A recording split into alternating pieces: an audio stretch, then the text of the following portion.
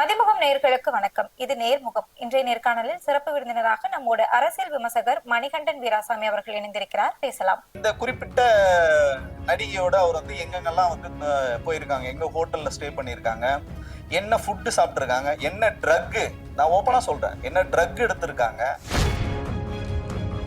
அவங்க செஞ்ச ஒரே தவறு என்னதுங்களா, திரு விஜய் அவர்கள் திருமணம் பண்ணது மட்டும்தான். டெய்லியும் அந்த ஒரு நடிகை கூட தான் போறாரா? ஒரு நடிகையோட இல்லைங்க, பல நடிகளோட இவர் வந்து திமுக தான் சங்கீதாவை இயக்குதுன்னு நீங்க சொல்றீங்களா, அதுக்கு என்ன சாட்சி உங்களால சொல்ல முடியுமா? விஜய் அவர்களோட வாழ்க்கை இந்த அளவுக்கு இன்னைக்கு சீரழிஞ்சு போனது மோசமானது காரணம் பாத்தீங்கன்னா 2 நபர்கள் தான். நீ எதுக்கு ஒரு நடிகையோட வந்து அவரை வந்து கனெக்ட் பண்ணி விடுற? நீ என்ன மேனேஜரா இல்ல மாமாவா? நான் வந்து பெண்களுக்கு பாதுகாப்பு கொடுப்பேன், எல்லார் வீட்லயும் வந்து ஒரு விஜய் இருக்கான்னு போது உங்க வீட்ல விஜய் இருக்காரா சார்? டயா பூஸ்டர் சுகரை கண்ட்ரோல் பண்ணும், உங்க ஆரோக்கியத்தை மீட்டு தரும். சர்க்கரையை கட்டுப்படுத்துறதுக்கான எளிமையான வழிமுறை, இயற்கையான வழிமுறை. அனைத்து மருந்து கடைகளிலும் கிடைக்கும்.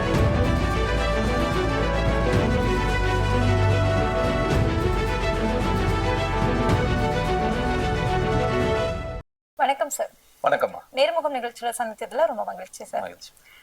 நம்ம பார்த்திருந்திருப்போம், அங்க இருந்து வராங்க, இங்க இருந்து வராங்க, யாரெல்லாமோ வராங்க அப்படின்னு தாவேக்கால சொல்லிட்டே இருந்தாங்க. கடைசியில யாருமே வரல. காங்கிரஸ் மட்டுமாவது வருவாங்க அப்படின்னு கடைசி நேரம் வரைக்கும் காத்திருந்தாங்க. அவங்களே இப்போ திமுகவோட கூட்டணி அப்படிங்கிறது உறுதியாகிடுச்சு. எப்படி பாக்குறீங்க? அதாவது தமிழக வெற்றி கழகத்தை வந்து பொதுவா நம்ம வந்து சொல்லுவோம், இது ஒரு தகவல் வெற்றி கழகம்னு சொல்லிட்டு.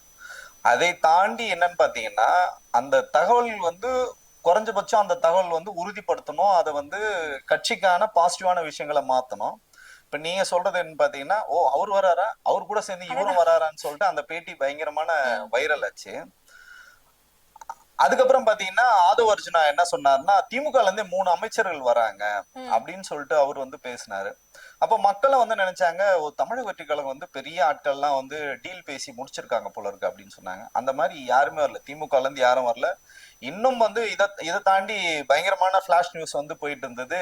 திமுக கூட்டணியில் இருந்து காங்கிரஸ் வந்து விலகியது, தாவேக்காவோட, ஆமா தாவேக்காவோட வந்து சேர்ந்து அப்படியே தமிழ்நாட்டை வந்து அவங்கதான் வந்து ஆள போறாங்க. அவங்களுக்கு 100 சீட்டு குடுத்துட்டாங்க, 75 சீட்டு குடுத்துட்டாங்க.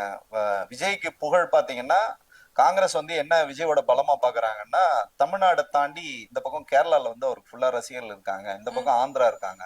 சோ தமிழ்நாட்டையும் நம்ம வந்து பிடிச்சிடலாம், பாண்டிச்சேரியும் பிடிச்சிடலாம், ஆந்திரா பிடிச்சிடலாம், கேரளா பிடிச்சிடலாம்.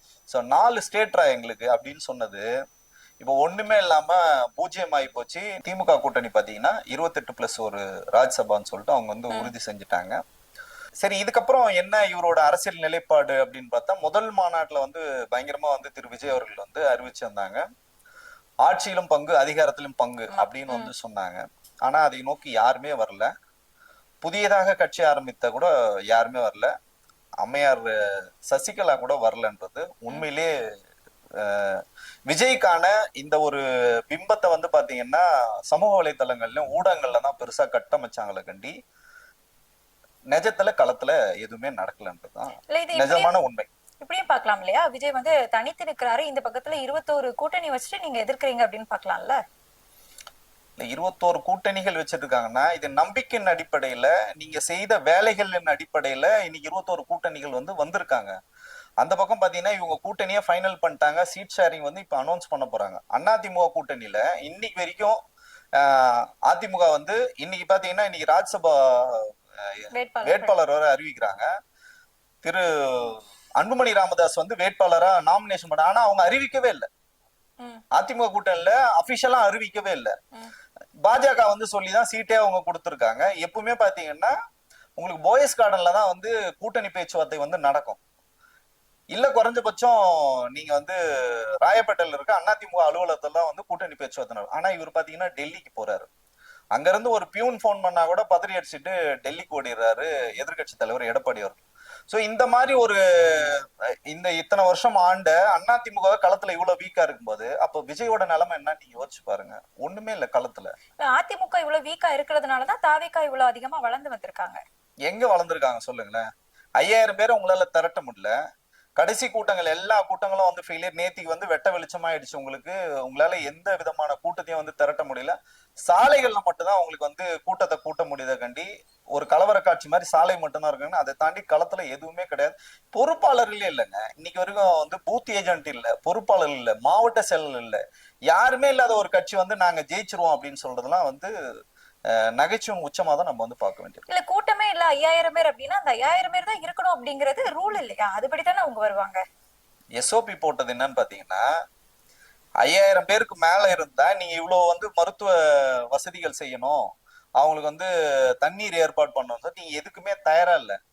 மக்கள் செத்தாலும் அந்த கவுண்ட் வந்து அரசாங்க தலையில போயிடும்னு சொல்லிட்டு நீங்க கணக்கு வச்சுக்கிட்டு எங்க மித்த பிற கட்சிகள் நடத்துறாங்கல்ல. திமுக லட்சக்கணக்கான கூட்ட தொண்டர்களை வச்சு கூட்டம் நடத்துறாங்க. மகளிர் மாநாடு 1.5 லட்சம் பேர் வச்சு நடத்துறாங்க.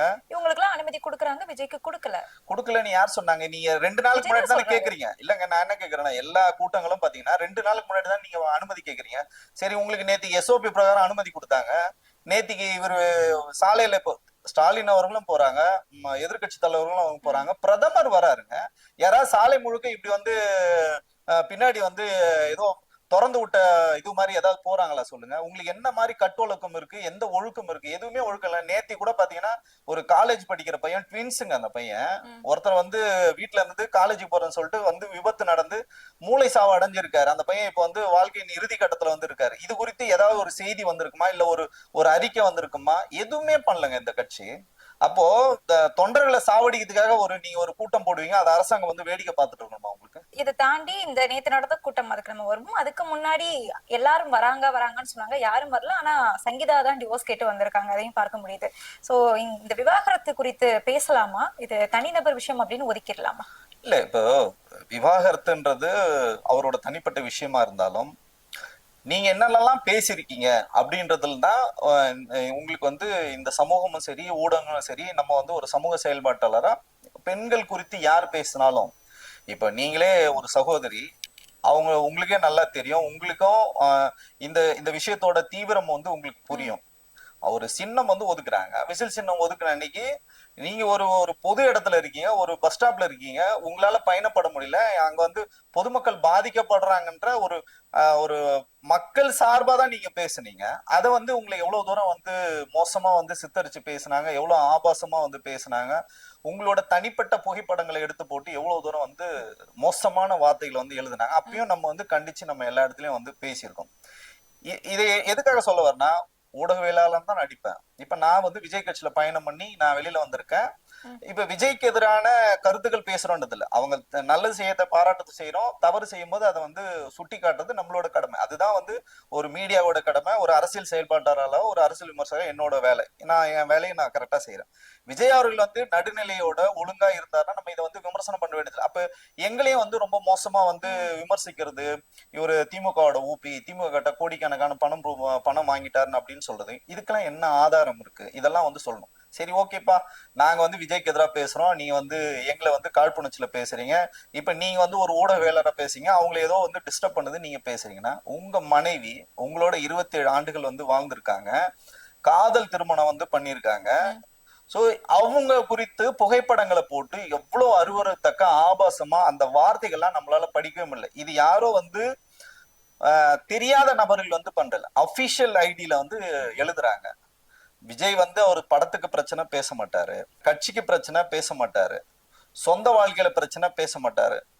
41 பேர் வந்து இறந்து போனாங்க, அதுக்கு வந்து பேச மாட்டாரு. ஆனா குறைஞ்சபட்சம் உங்களோட மனைவி குறித்து உங்க கட்சியிலேயே வந்து ரொம்ப ஆபாசமா எழுதுறாங்க, நான் இதுக்கும் நான் பேச மாட்டேன் அப்படின்னு சொல்றது, நீங்க எந்த இடத்துல ஒரு தலைவனுக்கான ஒரு தகுதி இருக்கு? இல்ல தலைவரை கூட விட்டுருங்க, ஒரு சக மனிதனா யார் வேணாலும் வந்து கேட்பாங்க. என் வீட்டுல வந்து பெண்களுக்கு ஒரு பிரச்சனைனா அந்த வீட்டுல இருக்கவங்க தட்டி கேட்பாங்க. ஒரு முதியவர் இருந்தா கூட கேட்பாரு, என் பொண்ணு நீ எப்படி வந்து இப்படி பேசணும்னு சொல்லி.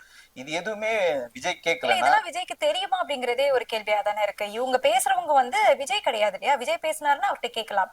பேசுறது அடிமட்ட தொண்டர்கள் தானே, அது எப்படி விஜய்க்கு போய் சேரும்? சரிங்க, நான் என்ன கேக்குறேன்னா, தாவேக்கோட அபிஷியல் ஐடி தான் எழுதுறாங்க. இதுக்கு அபிஷியல் விஜய்க்கு ஐடினா நீங்க அந்த தெரியாது டிவிகே HQன்னு இருக்கே அதுல எழுதுறாங்களா? இல்ல, ஒரு மாவட்டத்துக்கும் ஒரு ஐடி விங் இருக்கு. இப்ப செங்கல்பட்டுனா செங்கல்பட்டு மாவட்டத்துக்கு ஒரு ஐடி விங் இருக்கு, சென்னைனா தென் சென்னைக்கு ஒண்ணு இருக்கு, வட சென்னைக்கு ஒண்ணு இருக்கு, மத்திய சென்னைக்கு இருக்கு. அந்த மாதிரி மாவட்டம் தோறும் வந்து ஐடி விங் வந்து இருக்கு. அந்த ஐடி விங்ல வந்து மாவட்ட ஐடி விங்ல வந்து போடுறாங்க. இதை தாண்டி வந்து இன்ஃபுளுசர் நிறைய பேர் வந்து போறாங்க. அவங்க எல்லாம் பாத்தீங்கன்னா தொடர்ச்சியா விஜய்க்கு வந்து சப்போர்ட் பண்ணி எழுதுற அந்த ஐடிகள்ல வந்து போடுறாங்க. நான் என்ன கேக்குறேன்னா, இப்ப நீங்க சொல்றீங்கல்ல, இதை வந்து நேர்மையான முறையில நம்ம வந்து அனுப்புவோம். விஜய்க்கு வந்து இது தெரியாதுன்னு நம்ம வந்து எடுத்துருவோம். யாரோ ஒரு சின்ன குழந்தை பாப்பா எங்கேயோ ஒண்ணு பேசுறாங்க, ஓம் சக்தி பராசக்தி, திமுக ஒரு தீய சக்தி அப்படின்னு சொன்னத ஒரு குட்டி பாப்பா பேசுச்சுன்னு வந்து விஜய் பேசுறாருல. அப்ப இதெல்லாம் நீங்க வந்து பேசுறீங்கல்ல, யாரோ ஒரு சின்ன சின்ன மூவ்மெண்ட் எங்கேயோ வந்து இவர் ஆதரிச்சு பேசுறாங்கன்னு சொல்லிட்டு ஏதோ ஒரு வலைதளத்துல வந்ததெல்லாம் எடுத்து விஜய் பேசும்போது, அப்ப விஜய் வந்து தன்னிலை மறந்து இருக்கிறான்னு நம்ம கேட்க வேண்டியது. இவங்களோட ஐடி விங்ல வந்து போடுறாங்க, ஊடகங்கள்ல தினந்தோறும் அது வந்து செய்தியா இருக்கு. நாங்களும் இதை வந்து தொடர்ச்சியா இதை வந்து விவாத பொருளா மாத்துறோம். அவங்களுக்கு வந்து சங்கீதா வந்து பாதிக்கப்பட்டிருக்காங்க, அவங்களுக்கு நீதி வேணும்னு சொல்லிட்டு பேசுறோம். மாதர் சங்கங்கள் வந்து கண்டன அறிக்கைகள் வந்து விஜயும் தாவேகாவும் இதை வந்து பண்றாங்கன்னு சொல்லியிருக்காங்க. விஜய் அமைதியா இருக்கிறதே ஆதரிக்கிற மாதிரி அப்படின்னு சொல்றாங்க. அப்ப எதுவுமே விஜய்க்கு தெரியாதுன்னா அப்ப தன்னிலை மறந்து இருக்காரா அப்படின்னு நம்ம வந்து கேட்க வேண்டியது. இல்ல, விஜய் தன்னிலை மறந்து இருக்கிறதை தாண்டி சங்கீதா அவர்கள் இத்தனை நாள் தன்னிலை மறந்து இருந்தாங்களா? அவங்களுக்கு ஏற்கனவே 2021 தெரியும்னு சொன்னாங்க. ஏன் இத்தனை நாள் கழிச்சு இப்போ இத வந்து வெளியே கொண்டு வரணும்? அதாவது ஒரு ஒரு குடும்ப வாழ்க்கையில வந்து இருக்காங்க. இவர் வந்து ஒரு மிகப்பெரிய ஒரு பிரபலமா இருக்காரு. அதை தாண்டி வந்து ஒரு அரசியல் கட்சி தலைவராகவும் இருக்காரு. தொடர்ச்சியா வந்து பாத்தீங்கன்னா இவங்க ரெண்டு பேருக்கும் வந்து கருத்து முரண் வந்து இருக்கு. ஏன் அந்த கருத்து முரண் வந்தது அப்படின்னா, குழந்தைகளை வந்து இவர் வந்து தொடர்ச்சியா பாக்குறது இல்ல, அவங்களோட வந்து எந்த விதமான தொடர்புலயும் அவர் இல்ல. வீட்டுக்கு வர்றதை வந்து குறைச்சிட்டாரு, படிப்படியா வந்து குறைச்சிக்கிட்டாரு. அப்ப என்ன பண்றாங்கன்னா, இவங்களுக்கு வந்து ஒரு சந்தேகம் வருது. எல்லாரும் வந்து சொல்றாங்க உங்க கணவர் வந்து சரியில்லைன்னு சொல்லும் போது, எனக்கு தெரிந்த நிறுவனம் தான் அது, தேவைப்பட்டால் அந்த நிறுவனத்தின் பேரை கூட நான் வந்து சொல்ல தயாரா இருக்கேன். அவங்க வந்து பாத்தீங்கன்னா ரெக்கார்ட் பண்ணியிருக்காங்க. ஒரு தனியார் டிடெக்டிவ் ஏஜென்சி வந்து இவரோட செயல்பாடுகளை கண்காணிக்க சொல்லி சகோதரி சங்கீதா அவர்கள் வந்து கொடுக்குறாங்க. ஏன்னா உறுதிப்படுத்திக்கணும்ல, சினிமாக்காரங்களை பத்தி யாரு என்ன வேணாலும் சொன்னாலும் அதை வந்து வரும். ஆமா, சோ அந்த மாதிரி இருக்கிறதுனால உறுதிப்படுத்துக்காக வந்தாங்க. சோ இந்த குறிப்பிட்ட நடிகையோட அவர் வந்து எங்கெங்கெல்லாம் வந்து போயிருக்காங்க, எங்க ஹோட்டல்ல ஸ்டே பண்ணிருக்காங்க, என்ன ஃபுட்டு சாப்பிட்டுருக்காங்க, என்ன ட்ரக், நான் ஓப்பனா சொல்றேன், என்ன ட்ரக் எடுத்திருக்காங்க, இது முதல் விஜயும் ஆமா என்ன ட்ரக் எடுத்திருக்காங்க, என்ன சாப்பிட்டு இருக்காங்க முதல் கொண்டு ஐட்டம் வைஸ் பில்லுன்னு சொல்லுவாங்க. அந்த மாதிரி பில்லு, அவங்க ஸ்டே பண்ண ஹோட்டலோட எல்லா தரவுகளும் இருக்குங்க. நான் சொன்ன வீடியோ ஆடியோ எல்லா தரவுகளும் வந்து இருக்கு. தேவைப்பட்டால் அதை வந்து நிச்சயமா அவங்க வந்து வெளியிடுவாங்க. இது ஏன் இதை நம்ம சொல்றோம்னா, ரொம்ப பொறுப்புணர்வோட நம்ம கண்ணியத்தோட இதை வந்து அணுகணும்னு நினைக்கிறோம். ஏன்னா அவங்க குறித்து எந்த விதமான தவறுமே பண்ணாது. அவங்க செஞ்ச ஒரே தவறு என்னதுங்களா, திரு விஜய் அவர்கள் திருமணம் பண்ணது மட்டும்தான். அப்படிதான் நம்ம வந்து சொல்ல முடியும். அவ்வளவு வந்து உங்களை நேசித்து உங்களை காதல் திருமணம் பண்ணவங்க உங்க குடும்பத்தை வந்து பொறுப்பா அவங்க தான் பாத்துட்டாங்க. நீங்க திரைத்துறையில வந்து ரொம்ப பிஸியா இருக்கும்போது குழந்தைகளை வந்து பார்த்ததுல இருந்து எல்லாமே அவங்க தான் வந்து பாத்துக்கிட்டாங்க. தனிப்பட்ட முறையில அவங்களை எனக்கு நல்லா தெரியுன்றதுனால நான் இதை சொல்றேன். சோ இப்படி வந்து இருந்த ஒரு சகோதரிய நீங்க எந்த அளவுக்கு நீங்க வந்து பாத்துக்கணும். நீங்க தான் சார் சொல்றீங்க எல்லாரும் வாங்க நான் பாத்துப்பேன், வீட்டுக்கு ஒரு விஜய் இருக்கான்னு நீங்க சொல்றீங்களா? அப்போ உங்க வீட்டுல இருக்கிற உங்க மனைவி எப்படி பாத்துக்கிட்டீங்க, உங்க குழந்தைகளை எப்படி பாத்துட்டீங்க, உங்க தாய் தகப்பனை நீங்க எப்படி ட்ரீட் பண்றீங்கன்னு முதல் கொண்டு இருக்குங்க. ஏன்னா உங்களதான் பல்வேறு இளைஞர்கள், இளைஞிகள், இளம் பெண்கள், மகளிர்கள் எல்லாம் அவங்கள ரோல் மாடலா எடுத்துக்கிறாங்க. அப்போ நம்ம என்ன ஒரு சரியான தலைவனா நடந்துகிட்டோம்னு இருக்கு இல்லைங்களா? இப்ப நீங்க அவங்களை எவ்வளவுக்கு எவ்வளவு நீங்க காழ்ப்புணர்ச்சியா பேசுறீங்க, எவ்வளவுக்கு எவ்வளவு அவதூறு பரப்புறீங்க, அவங்களோட மாண்பை நீங்க கெடுக்கும் போது அவங்க மாண்பை நாங்க காப்பாத்தணும்னா இந்த ஏப்ரல் 20ஆம் வரைக்கும் நாங்க வந்து வெயிட் பண்ணுவோம். 21ஆம் கோர்ட்ல என்ன நிலவரம் வருதோ அதுக்கேற்ற மாதிரி நிச்சயமாக அந்த தரவுகளை வந்து நானே வெளியிடுவேன். இல்ல, தரவுகள் அப்படின்னா நீங்க சொல்ற பில்லு வந்து பாபநாசம் படத்துல கமல்ஹாசன் கூட தான் ரெடி பண்ணியிருந்தாரு. அந்த பில்லு யார் வேணா ரெடி பண்ணலாமே. இல்ல, நான் பில்லுன்னே சொல்லல, பல்வேறு தரவுகள் இருக்குன்னு தான் சொல்ல. பில்லுன்னு சொல்லிருந்தீங்க. இல்ல, இப்ப நான் இது ஐட்டம் வைஸ் பில்லு தான் இருக்கு அப்படிங்கறீங்க. அது மட்டும் ஒரு ஐட்டம் வைஸ் பில்லுன்னா, இப்ப நான் இருக்கேன், என்னோட தோழி ஒருத்தவங்க இருக்காங்கன்னா, நான் டெய்லி போய் ஹோட்டல்ல நான் அவங்களோட ஸ்டே பண்ணேன், என் வீட்டுல என்ன வந்து என்ன சொல்லுவாங்க சொல்லுங்க? ஒரு பொதுவெளியில சந்திக்கிறது தவறு இல்லைங்க. டெய்லியும் அந்த ஒரு நடிகை கூட தான் போறாரா அப்படிங்கறது ஒரு கேள்வி இருக்கு. இப்ப நீங்க சொல்றீங்க நான் அதெல்லாம் வந்து பேசக்கூடாது தவிர்த்து போகணும். ஒரு நடிகையோட இல்லைங்க, பல நடிகளோட இவருக்கு வந்து இணக்கமான நட்பு இருக்கு. அதையும் நாங்க வெளியிடுறோம், தேவைப்பட்டால் வெளியிடுவாங்க. நீ இதுதான் சொல்றேன். நான் என்ன சொல்றேன்னா, அரசியல்னா நீங்க அரசியலை மட்டும் பாருங்க சார், குடும்பம்னா குடும்பத்தை மட்டும் பாருங்க. இல்லைன்னா நீங்க வந்து எல்லாரும் மாதிரியும் நீங்க சொல்லுங்க, நான் எப்படி வேணாலும் இருப்பேனா நீங்க சொல்லுங்க. இப்போ சொல்லக்கூடிய அந்த குற்றச்சாட்டு வந்து அவர் வந்து ஒரு பெண் கூட தான் போய் இருந்தாரு அப்படிங்கறதே அதுக்கே ஒரு தரவு வேணும் இல்லையா? அவர் வந்து ஒரு ஆண் நண்பரோட போய் அந்த ஹோட்டல்ல ஸ்டே பண்ணி இருந்திருக்கலாம். போனதுக்கான விவரங்கள் தரவுகள் எல்லாம் உங்ககிட்ட இருக்கலாம். யாரு கூட போனாங்க அப்படிங்கறத திருத்தி பேசக்கூடாதுல்ல? நாங்க திரித்து பேச வேண்டிய வேலை எங்களுக்கு கிடையாது. ஆதாரங்கள் வெளியிடும் தான் அவங்க சொல்றாங்க. ஏன் வெளியிடுவாங்கன்னா, நீங்க தரக்குறைவா நீங்க வந்து இப்ப திமுக தான் சங்கீதாவை இயக்குதுன்னு நீங்க சொல்றீங்களா, அதுக்கு என்ன சாட்சி உங்களால சொல்ல முடியுமா? இத்தனை சொல்லுகின்ற நாள் விட்டுட்டு நபர்கள். திடீர்னு வந்து பேசுறாங்க எலெக்ஷன் டைம்ல அவங்கள வந்து கீழே முடக்கணும் அப்படின்னு சொல்லிட்டு சொல்றாங்க அப்படிங்கறதுனால நான் என்ன ஒரு சந்தேகம். கேக்குறேன்னா, 1999 விஜய்க்கு வந்து திருமணம் நடந்தது. அதுக்கு முன்னாடி இருவரும் வந்து காதலிச்சாங்க. இல்ல, நான் காதல் திருமணம் செஞ்சாங்களா அப்படிங்கறதே ஒரு கேள்வி. ஏன்னா விஜய் ஒரு பேட்டியில சொல்லியிருப்பாரு, என்னோட அப்பா கேட்டாங்க அதனால நான் ஓகே சொன்னேன்னு தான் சொல்லியிருப்பாரு. நான் இப்போ வரேன், டீட்டெயிலா நான் சொல்றேன். இவருக்கு வந்து பெண் பாக்குறாங்க. பெண் பார்க்கும்போது என்னன்னா, இவங்க வந்து பெரிய குடும்பத்தை வந்து சேர்ந்தவங்க, பெரிய தொழிலதிபரோட மகள். அப்ப வந்து இவருக்கு அலைன்ஸ், நிறைய அலைன்ஸ் வருது. அந்த அலைன்ஸ் எப்படி சூஸ் பண்றாங்கன்னா, சொத்தின் அடிப்படையில் தான் வந்து சூஸ் பண்றாங்க. இவங்களுக்கு வந்து இவங்க இலங்கை தமிழரா இருந்தாலும் செட்டில்டு பாத்தீங்கன்னா யூகே சிட்டிசனா வந்து இருக்காங்க. நிறைய சொத்து இருக்கு, நிறைய வந்து வெல் செட்டில்டு ஃபேமிலி. அவங்க விஜய் ரசிகரா இருக்காங்க. ஓகே. ஓகேங்களா? அப்போ வந்து பாக்குறாங்க, ரெண்டு ஃபேமிலிக்கும் வந்து ஒத்து போகுது, ஜாதகம் பாக்குறாங்க, எல்லாம் பாக்குறாங்க. முடிஞ்சதுக்கு அப்புறம் பாத்தீங்கன்னா, அப்போ இடையில வந்து 2 பேரும் வந்து போன் நம்பர் வந்து பரிமாறிக்கிறாங்க. விஜய் சார் வந்து அவங்க கிட்ட போன் நம்பர் கூட, அவங்க வந்து இவங்க கிட்ட போன் நம்பர் வாங்கிக்கிறாங்க. சோ அப்போ வந்து 2 பேரும் வந்து இணக்கமா வந்து பேசுறாங்க. ஒரு நல்ல ஒரு புரிதல் வருது. இந்த திருமணத்துக்கு முன்னாடியே பாத்தீங்கன்னா 2 பேரும் வந்து காதலிக்க தொடங்குறாங்க. அதுக்கப்புறம் திருமணம் வந்து 1999 நடக்குது. நான் என்ன கேக்குறேன்னா, உங்களுக்கு திருமணம் பண்ண திமுக பண்ணிச்சா? உங்க அப்பா தானே பார்த்து பண்ணி வச்சாரு, நீங்க விரும்பி தானே கல்யாணம் பண்ணீங்க. இப்ப 27 ஆண்டுகள் உங்களோட அவங்க வந்து குடும்பம் நடத்திருக்காங்க. 2 குழந்தைகள் வந்து இருக்காங்க. ஒரு கண்ணியமான ஒரு குடும்ப தலைவியா தானே இருந்தாங்க. நீங்க சினிமால பிஸியா அவங்க தானே குழந்தைகள் எல்லாம் பாத்துக்கிட்டாங்க. குழந்தைகள் என்ன படிக்குதுன்னு கூட அவருக்கு வந்து தெரியாது. அந்த நிலைமை அவர் பிஸியா இருந்தார். நம்ம அதை வந்து தவறு சொல்ல மாட்டோம். எல்லா வீட்லயுமே, எங்க வீட்லயே பாத்தீங்கன்னா என் மனைவி தான் குடும்பத்தை பாத்துக்கிறாங்க, நான் குடும்பத்தை வந்து பாக்குறது இல்ல. சோ இப்படி எல்லாருக்கும் வந்து பெண்களுக்கான உரிமை இருக்குல்ல. நீங்க 5 வருடங்களா அவங்கள வந்து துன்புறுத்தீங்க. இதை நான் சொல்லல, அவங்கதான் சொல்றாங்க. அவங்க வெயிட் பண்றாங்க, உங்ககிட்ட பேசுறாங்க. நான் என்ன பண்ண, ஒரே வீட்டுல வச்சுக்கிட்டு நீங்க நீங்க ஒரு ஆண் என்ற ஒரு ஆணாதிக்கத்தை எங்க நீங்க செலுத்துறீங்கன்னா, ஒரு வீட்டுல அவங்க இருக்காங்க, அவங்க இருக்கும் போதே நீங்க தனிப்பட்ட நபர்களை வீட்டுக்கு வந்து கூப்பிட்டு வரும், அவங்களுக்கு மன உளைச்சலை உண்டாக்குறீங்க. வீட்டுக்கே கூட்டிட்டு வராங்க. ஆமா, மன உளைச்சலை உண்டாக்குறாங்க. இதை பார்த்துட்டு 2 குழந்தைகளும் வீட்டை விட்டு வெளியேறாங்க. மனைவி இவங்களால வந்து சொல்ல முடியல, கணவனை விட்டும் கொடுக்க முடியல. அப்போ 2 பக்கம் போறாங்க. குழந்தைகள் வந்து கேக்குறாங்க, என்ன அப்பா இப்படி வந்து இருக்காருன்னு சொல்லிட்டு கேக்குறாங்க.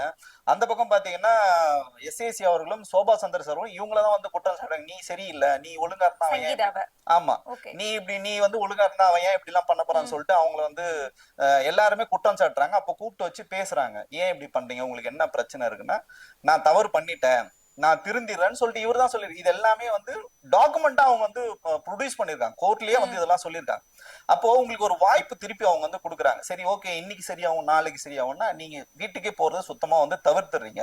அதே மாதிரி பாத்தீங்கன்னா அவங்களுக்கு பல்வேறு கண்டிஷன் வந்து போடுறாரு. நீங்க வெளியில போக கூடாது, கார் சாவியை பிடிங்கி வச்சுக்கிறது, பினான்சியலா லாக் பண்றது, பொது நிகழ்ச்சிகளுக்கு வந்து போக கூடாது, இந்த மாதிரி எல்லாம் வந்து பல்வேறு நெருக்கடிகள் வந்து உளவியெல்லாம் அவங்களுக்கு நிறைய பிரச்சனைகள் கொடுக்கும் போது அவங்க என்ன சொல்றாங்க, ஓகே இதுக்கு மேல போதும், எனஃப், போதும், உங்களோட வாழ்ந்தது போதும், நான் என் குழந்தைங்களோட வாழ்க்கையை வந்து பார்க்கணும், நான் போறேன் அப்படின்னு. இந்த காலகட்டத்துல பாத்தீங்கன்னா திரு ஜேசன் சஞ்சய் வந்து படத்துக்கான அவர் சொல்றாரு, நான் டைரக்ஷன் வந்து படிச்சு முடிச்சுட்டேன், நான் படம் வந்து இயக்க போறேன்னா, இது குறித்து ஒரு தந்தைக்கு ஒரு மகனோட எதிர்காலம் குறித்து அவருக்கு வந்து பங்களிப்பு இருக்கணுமா இருக்கக்கூடாது, நீங்க சொல்லுங்க. இருக்கணும். அதுல என்ன ஒரு பங்களிப்பு பண்ணாருன்னு ஒரு தாயா அவங்க வந்து ஃபீல் பண்றாங்க. இவர் எந்த விதமான பங்களிப்பும் பண்ணல, அவர் சினிமாக்கே வர்றது இவருக்கு வந்து பிடிக்கல. அவர் வந்து ஒரு நடிகனாகணும் விஜய் ஆசைப்படுறாரு. ஆனா அவருக்கு வந்து டைரக்ஷன் துறையில தான் அவருக்கு வந்து இன்ட்ரெஸ்ட், அதுக்குதான் அவர் வந்து படிச்சிருக்காரு. அப்போ அவர் முயற்சி பண்ணும்போது இவர் எந்த விதமான சப்போர்ட்டும் பண்ணல. இவர் யார போட்டின்னு சொல்றாரோ, வாழ்நாள் முழுக்க யார வந்து இவர் போட்டியாளர் இருக்கிறதுனாலும் அந்த நடிகர் மறைமுகமாக உதவி செஞ்சார். என்னால இதை சொல்ல முடியும். சோ அதெல்லாம் வந்து மாண்பு கருதி அந்த நடிகரோட பேரை நான் வந்து சொல்ல விரும்பல. அவரு தான் வந்து உதவி பண்றாரு. அந்த பையன் வந்து படம் பண்றாப்ல, படத்தோட பூஜைக்கோ இடையிலயோ இல்ல வந்து படம் முடிஞ்சதுக்கு அப்புறமா அந்த படத்துக்கு பூசணியாவோ உடைச்சிட்டாங்க. சினிமாளர்களுக்கு தெரியும் பூசணியா உடைக்கிறதுனா என்னன்னு தெரியும். படம் முடிஞ்சிச்சுன்னு அர்த்தம். 2வது படமும் அவர் வந்து இயக்கிறதுக்கான வேலைகள்லாம் வந்து போயிட்டு இருக்கு. இப்படி இருக்கும்போது ஒரே ஒரு வாழ்த்து, ஒரு ட்வீட் பண்றாரு. எதுவுமே இது வந்து விஜய் தரப்புல இருந்து பண்ணும்போது பண்றதுதான் வாழ்க்கையா என்ன? அவர் அப்படித்தானங்க பண்ணிட்டு இருக்காரு. எல்லாத்துக்கும் வந்து ட்விட்டர்ல தானே பேசிட்டு இருக்காரு. இப்பதான் வந்து மக்கள் சந்திப்புலாம் இருக்கு. அதுக்கு முன்னாடி பாத்தீங்கன்னா எல்லாத்துக்கும் ட்வீட் தான் வந்துட்டு இருக்கும். சோ சொந்த மகனுக்கே இந்த மாதிரி பண்ணும்போது அவங்க உளவியெல்லாம் பாதிக்கப்படுறாங்க. சோ எனக்கு வந்து ஒரு கணவராகவும் நீங்க நடந்துக்கல, குழந்தைகளுக்கு அப்பாவும் நடந்துக்கலாம் போது சரி ஓகே நம்ம வந்து மியூச்சுவல் அண்டர்ஸ்டாண்டிங் போயிடும் சொல்லிட்டு அவரோட உட்கார வச்சு பேசுறாங்க. எங்களுக்கு போதும், எங்களை விட்டுருங்க, நாங்க லண்டனுக்கே போயிடுறோம், எங்களை விட்டுருங்க போது உனக்கு பணமும் தரமாட்டேன், டிவோர்ஸும் தரமாட்டேன், உன்னால என்ன பண்ணிக்க முடியும் பண்ணிக்கன்னு சொன்னதுனாலதான் வழக்கறிஞர்களை வச்சும் பேசுறாங்க, உறவுகளை வச்சு பேசுறாங்க, தனிப்பட்ட முறையில பேசுறாங்க. எதுக்குமே இவர் செவி மடுக்காததுனால வேற வழியே இல்லாம கோர்ட்டுக்கு வந்து போறாங்க. அந்த கோர்ட்டுக்கு போனவன் அந்த ஆவணங்களை வெளியிட்டது யாரு? விஜய் தரப்பு தான் வெளியிடுறாங்க. இதுல எங்க நீங்க வந்து சங்கீதாவை குறை சொல்றதுக்கு திமுக இதுல எங்க வந்தது?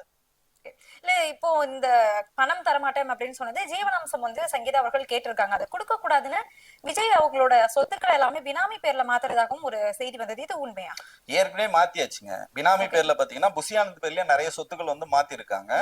இதெல்லாம் யாரு பாத்துக்கிறான்னு பாத்தீங்கன்னா ஜெகதீஷ் பழனிசாமியும் புசியானந்த் தான் பாத்துக்கிறாங்க. அப்ப அவங்களுக்கு ஒரு அச்சம் வருது.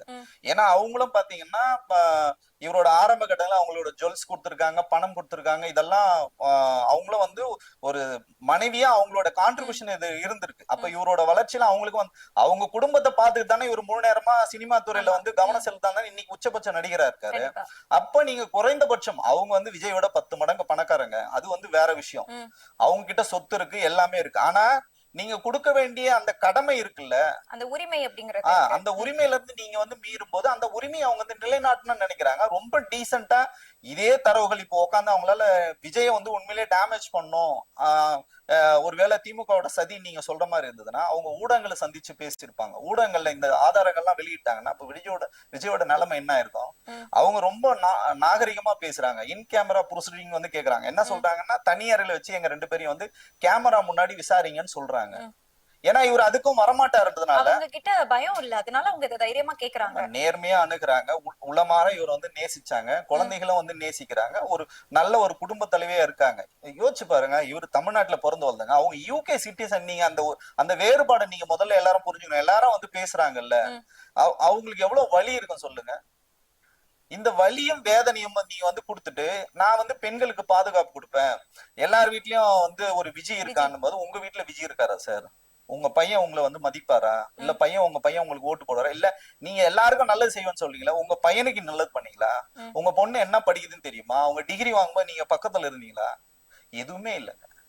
அப்போ இவர் எல்லாமே சரி பண்ண, இது வந்து தனிப்பட்ட வாழ்க்கையை நம்ம வந்து போக முடியாது. ஏன்னா உங்களை பல்வேறு இளைஞர்கள் வந்து முன்மாதிரியா எடுத்துக்கிறாங்க. தமிழ்நாட்டை நான் தான் தலைகீழா மாத்த போறேன்னு நீங்க தான் சொல்றீங்க.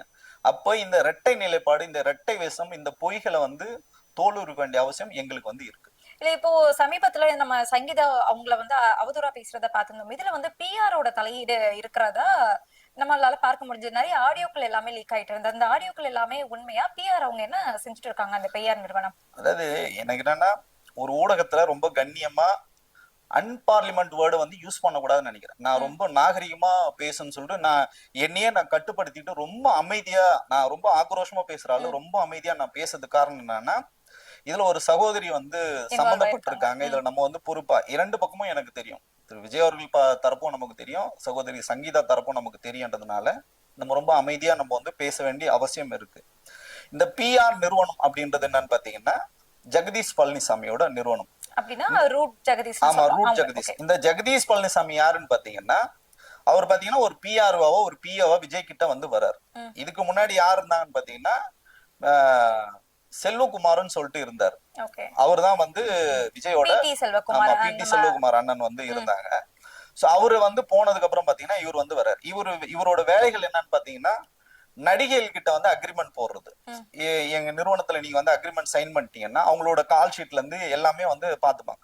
அதுல பாத்தீங்கன்னா கீர்த்தி சுரேஷ், சமந்தா, இந்த மாதிரி நிறைய பேர் வந்தாங்க. சமந்தா வந்து அதுல இருந்து விலகிட்டாங்க. இப்ப கீர்த்தி சுரேஷ் இருக்கு. இந்த மாதிரி பல்வேறு முன்னணி நடிகைகளை வச்சு இவங்க வந்து அந்த நிறுவனத்தை வந்து நடத்துறாங்க. இப்படி இருக்கிறவர் என்ன பண்றாருன்னு பாத்தீங்கன்னா விஜய் அவர்களோட வாழ்க்கை இந்த அளவுக்கு இன்னைக்கு சீரழிஞ்சு போனது மோசமானது காரணம் பாத்தீங்கன்னா 2 நபர்கள் தான். என்னால தைரியமா வந்து சொல்ல முடியும். சட்டப்படி எனக்கு ஏதாவது சிக்கல் வந்தாலும் என்னால வந்து அணுக முடியும். ஒருத்தர் பாத்தீங்கன்னா பொதுச் செயலாளர் புசியானந்த், இன்னொருத்தர் பாத்தீங்கன்னா இந்த ஜெகதீஷ் பழனிசாமி. இவங்க தான் பாத்தீங்கன்னா அவரோட வாழ்க்கை சீரழிச்சதான முக்கியமான காரணம். எப்படி சொல்றீங்க? எதனால அப்படி சொல்றீங்க? திரு விஜய் அவர்கள் உங்க 2 பேருக்கும் நல்ல சம்பளம் கொடுக்குறாரு, நல்ல இடத்த கொடுத்து வச்சிருக்காரு. அப்ப நீங்க அவரோட வாழ்க்கையில நீங்க என்ன மாதிரி ஒரு அங்கத்தை வந்து வகிக்கணும் சார்? நேர்மையா நீங்க வந்து இப்ப நீங்க ஷூட்டிங் முடிஞ்சா வீட்டுக்கு போங்கன்னு சொல்லணும். நீ எதுக்கு ஒரு நடிகையோட வந்து அவரை வந்து கனெக்ட் பண்ணி விடுற? நீ என்ன மேனேஜரா இல்ல மாமாவா?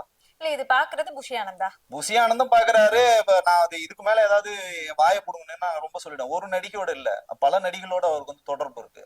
ஒரு நடிகையோட இன்சார்ஜ் பாத்தீங்கன்னா புஷி ஆனந்த், இன்னொரு நடிகையோட இன்சார்ஜ் பாத்தீங்கன்னா ஜெகதீஷ் பழனிசாமி. இந்த அப்ப கேவலத்தை நம்ம எங்க போய் சொல்றது? இவங்க வந்து அரசியல் கட்சி பாக்குறதுக்காக நியமிக்கப்படலையா? அரசியல் வேலை அவர் செய்யவே இல்லையே. அரசியல் கட்சி எங்க அவர் நடத்துறாரு? எங்க தொண்டர்களை சந்திக்க மாட்டேன்றாரு. தொண்டர்கள் வந்து வந்தா அவங்கள சந்திக்க முடியாது. எந்த அரசியல் கட்சி தலைவராது விஜய் இது வரைக்கும் சந்திச்சிருக்காருன்னு சொல்லுங்க. இப்போ எல்லாரும் பாத்தீங்கன்னா காங்கிரஸ் எவ்வளவு பிரச்சனை பண்ணி இன்னைக்கு வந்து சுமூகமா வந்து முடிக்கிறாரு. 73 வயசுங்க முதல்வருக்கு. தமிழகம் முழுக்க வந்து டிராவல் பண்றாரு தினந்தோறும். கடந்த 30 வருஷமா நான் பாத்துட்டு இருக்கேன். ஒரு அரசியல் மாணவனா நான் சொல்றேன். நானு சேர்ந்தாப்புல ஒரு வாரம் வந்து சென்னையில அவர் இருந்ததே இல்லைங்க. தமிழகம் முழுக்க வந்து டிராவல் பண்ணிருக்காரு. பல்வேறு நிகழ்ச்சிகள் இருக்கு. தினமும் ஒரு நாளைக்கு 10 நிகழ்ச்சி வந்து அட்டன் பண்றாரு. பல்வேறு கட்சி தலைவர்கள் வந்து சந்திக்கிறாரு. இவ்வளவு பிரச்சனைகள் வந்து பாத்துட்டு இருக்காங்க ஒவ்வொருத்தரும். எடப்பாடி அவர்களும் அப்படிதான். தமிழ்நாடு முழுக்க சுற்றுப்பயணத்துல இருக்காங்க. விஜய் என்ன பண்றாரு சொல்லுங்களேன்? கட்சி நிகழ்வுகள் வந்து பாக்குறது இல்ல, எதுவுமே நீங்க பண்றது இல்ல. அப்போ உங்க தனிப்பட்ட வாழ்க்கையை நீங்க பாக்கணும்னா எதுக்கு சார் நீங்க வந்து சினிமால இருந்து தனிப்பட்ட வாழ்க்கையை நீங்க எப்படி வேணாலும் இருந்துட்டு போங்களா? அரசியல் கட்சி ஆரம்பிச்சு எதுக்கு இத்தனை பேர் செத்து இருக்கணும்? 52 பேர் செத்து இருக்காங்க. எதுக்காக செத்தாங்க சொல்லுங்க? விஜய் பார்க்க வந்தானே செத்தாங்க. அப்ப விஜய் என்ன ரோல் மாடலா இருக்காரு சொல்லுங்க? 41 பேர் செத்து போனது கூட நான் இன்னைக்கு வரைக்கும் நான் பொறுப்பேற்றுக்க மாட்டேன்.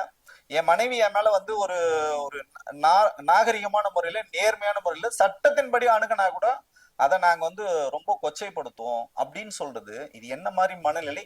நீங்க யாருக்கு ரோல் மாடல்?